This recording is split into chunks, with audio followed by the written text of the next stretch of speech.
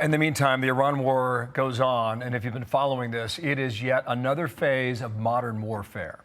We saw that war in Russia, Ukraine change, and we're seeing this change as well. At this point, I want to bring in Shyam Sankar. He's the Chief Technology Officer at Palantir and author of a brand new book called Mobilize, and he's with us now to talk about the weapons of war in 2026. Good morning to you, Shyam. Thanks for being here. Thanks for having me. 35,000 feet, 100,000 feet, you pick. How do you see this new technology being incorporated on behalf of the Israelis and the Americans at this point with this war? Well, first of all, I think the campaign has shown the exceptional capability of the U.S. Joint Force here. If you look at, this is the first conflict. We have large-scale combat operations happening. The absolute performance, the planning that happened in a fraction of the time that it would have ever taken us in prior conflicts of this scale. And we accomplished more than twice as much per day of strikes. So how do you do 2,000 strikes in 48 hours? You know, really the sophistication of the technology with our service members who are better than we deserve has proven the deterrent capability. So you can say today that you could not do that before.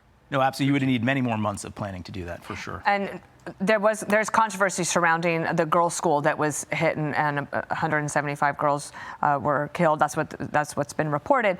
There is an investigation underway to see what happened.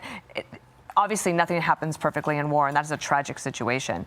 Is that something in regards to the technology that maybe was wrong, or human error, in your opinion? Well, as you mentioned, there's a DOW investigation going on, and I don't want to get ahead of that investigation, and it's a tragedy for those girls, for sure. The thing I would say is that in the history of warfare, technology has always reduced collateral damage.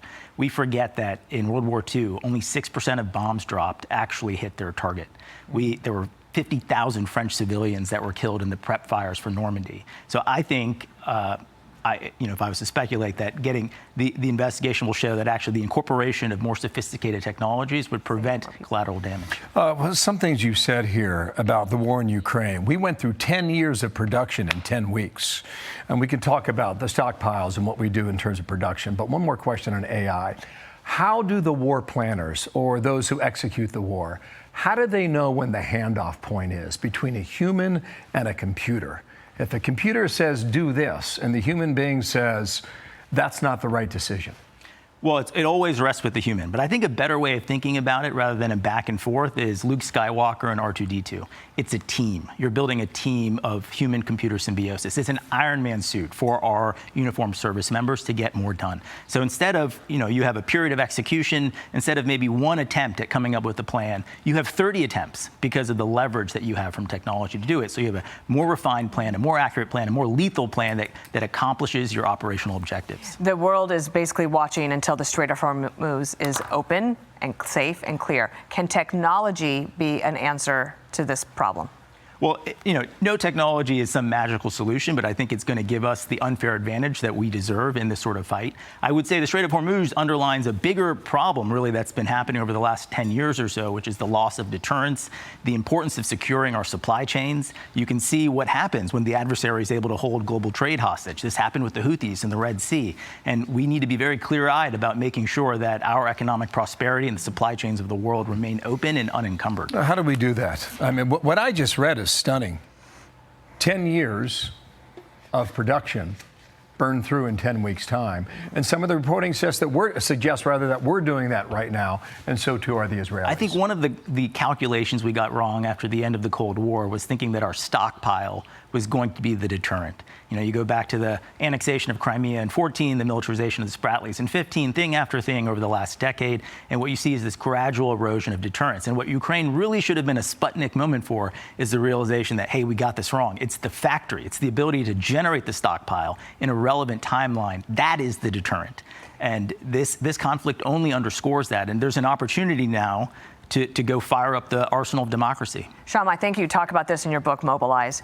How does the United States of America and its Western allies, believers of freedom and Western civilization, stay ahead of the enemy who is also chasing this technology? Well, it starts with national will. I think in the present moment, what we need to realize is we've substituted process for people. And if you go back to the industrial base that won World War II, it was an American industrial base. It was Chrysler building minivans and missiles. It was General Mills, the cereal company, building torpedoes. And so just putting our national defense in the hands of a small number of companies is insufficient to do this. We actually are a manufacturing powerhouse in America, and we need to leverage that in a new way to go after. Are people listening? In this present moment, absolutely. We are mobilizing. You were born in Mumbai, India, formerly Bombay. Your family lived in Lagos, Nigeria. That's right. You're educated at Stanford, and you are all in America now. That's right. How are we doing? We're doing great. I would bet on us 100 times out of 100. Maybe we're slow to mobilize, but once we get going, we move fast. Congratulations on the book. Thank you for joining us today. Thanks for coming on. Want to get you on for sure. Yeah. Hey, it's Will Kane. Click here to subscribe to the Fox News channel on YouTube. It's the best way to get our latest interviews and highlights. And click to subscribe to the Will Kane podcast for full episodes right now.